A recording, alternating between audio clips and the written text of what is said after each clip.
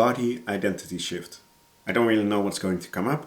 I have no idea if I will upload this in part or in its entirety. Let's just do it and see what happens.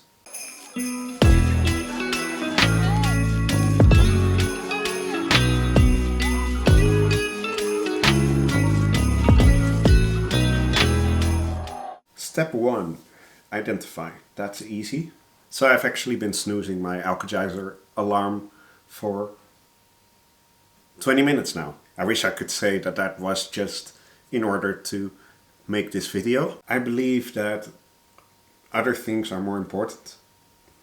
And so I'm afraid that I won't get them done if I follow my schedule. Following from the belief that other things are more important comes the belief that eating right isn't that important. How long have you been holding this belief? Did you see the light bulb go on there? At least since I was in my teens. One of the prevalent beliefs is that eating healthy is less important than getting through the current moment. And I guess if that is your belief, then of course what I'm doing in the present moment is always more important than making healthy food. I can at least see how this served me during all my depressions, because at those times I was feeling so terrible that I was thinking, yeah, if I just eat this now, at least I'll feel a little happier. And once I feel a little happier, I'll have more energy and more willingness to actually cook proper meals. So getting through this moment is the key to being healthy later on. To put it differently, getting through the current moment by using foods that will make me temporarily feel happier is more important than eating properly. It's funny, these are all things that I sort of know in the back of my mind, but they're still surprising to me when I think about it like this and when I go deeper on it like this. And to be fair, and I think that that is a really important step in this process that is often forgotten. We are very hard on ourselves, and I am definitely very hard on myself most of the time, as lots of people have been telling me, especially the past couple of months. This belief has actually served me. It was created with a purpose that it fulfilled at some point. I'm grateful for these beliefs because at some difficult points in my life, they did get me through those points. I am here, so they have done some good, even if they don't serve me now anymore. Which leads to the last part of step 1. What is it costing me and the people that I love? For me, it is costing me my integrity, because I can't make true what I'm teaching other people, not to the level that I think I should. It is costing me my health in the longer term. It helped me keep my head above water for short periods of time, but it will never serve me for the longer run.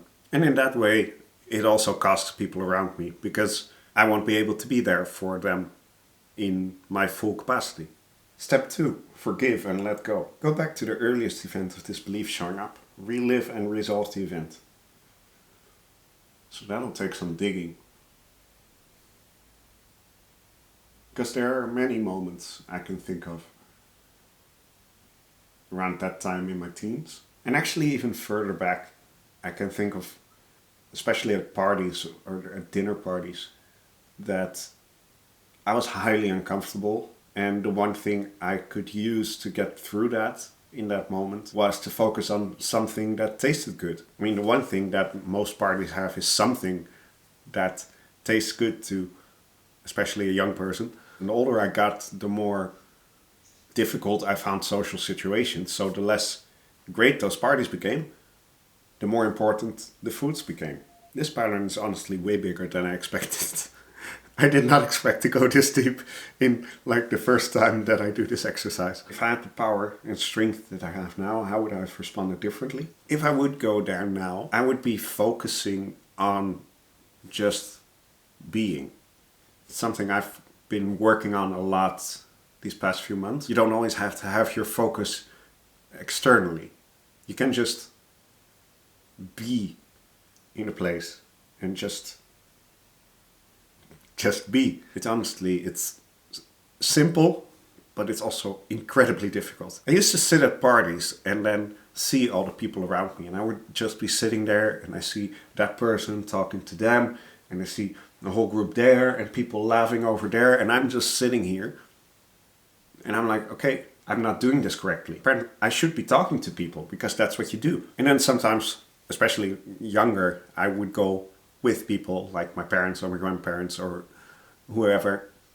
They would take me and they would socialize. And so I couldn't interrupt them. I couldn't follow along with conversations often because grown-up subjects. I always felt like it was kind of expected. It was expected that you'd interact with people because that's what everyone was doing. And if you asked for something from the grown-ups, then it's always like, yeah, we are socializing, so go socialize, go have fun, entertain yourselves. And then if there's other kids, then you are supposed to socialize with them because you are a kid, they are a kid, you are together now. I didn't know how to do that. It always felt awkward. And it always felt to me like there was this big expectation of having to perform. I mean, of course I would be anxious. Just saying that now makes me feel anxious. It's like always this expectation of I'm not doing what I'm supposed to be doing. But I don't know how to do what I'm supposed to do. I don't even know what it exactly is what I'm supposed to do. But I'm not doing it, so I must be doing something wrong. And what I've recently started to learn is, for one, that all of these beliefs are just beliefs and aren't objectively true. Even the fact that people would expect something of me often isn't true, and if it was true, then that's basically their problem and not mine. If you take me to a party and you expect me to socialize with other people, what do you care? As long as I'm enjoying myself. And that brings me to just being.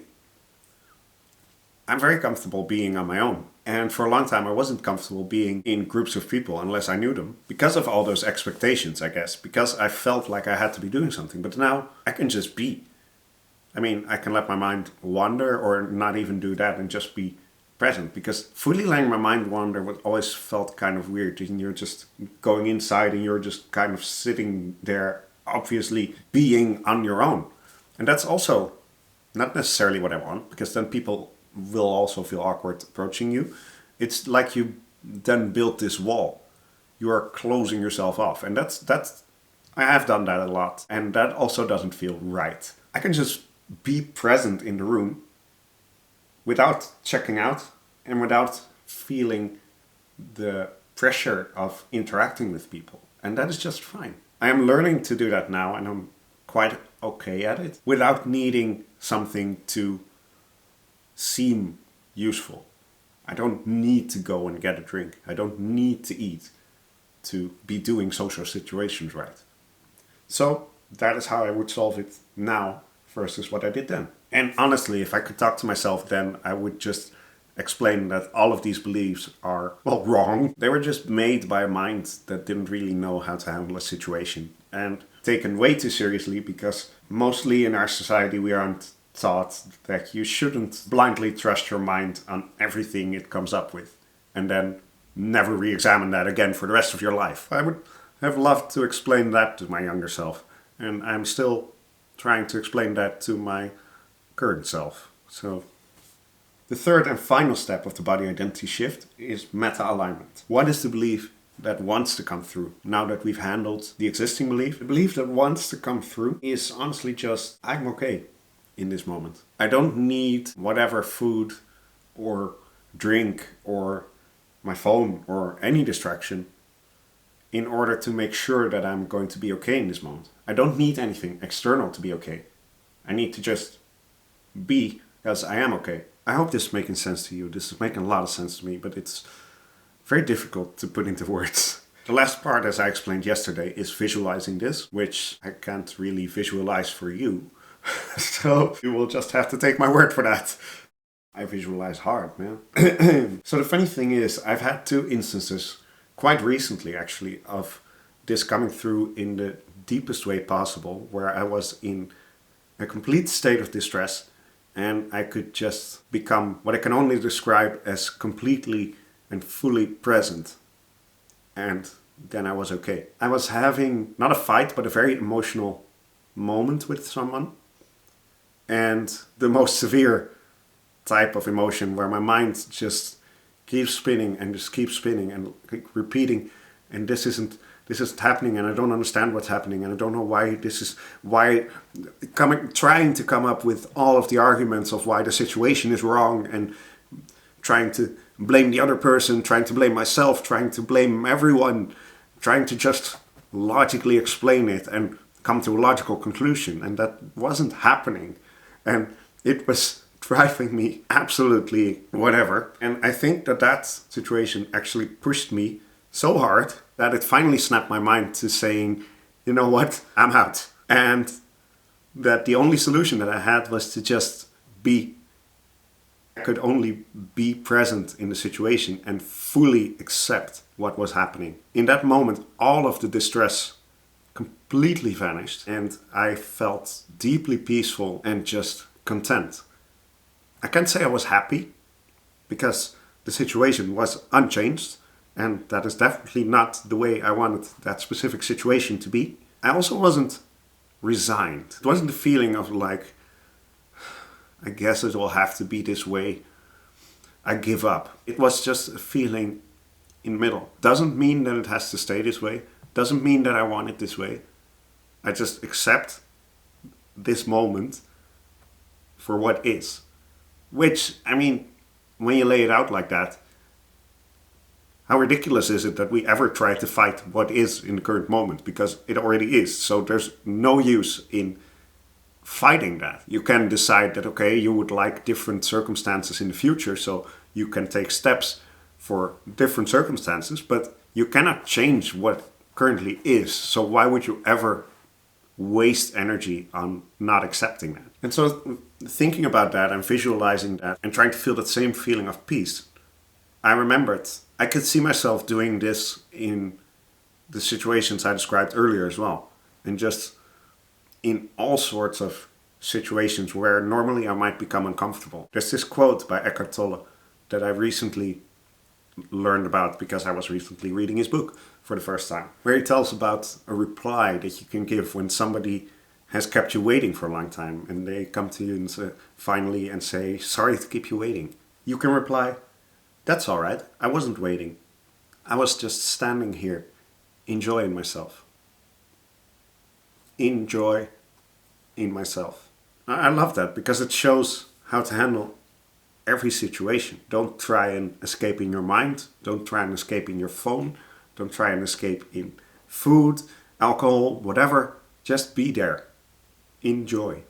So, that was a body identity shift. I have no idea how this recording is going to turn out. It was an interesting experience, even going into it slightly skeptical. If I just allow myself to fully go for it and to fully openly answer questions and think about what they want me to think about, you can't help but get somewhere. So that was really interesting. Curious to see how this will develop over the rest of the week. That's my sign that I have now postponed making an Alkagizer for an hour. So I'm gonna go do that, finally, now that I've handled the resistance and shifted my body identity. Thank you all for watching and see you tomorrow. Bye.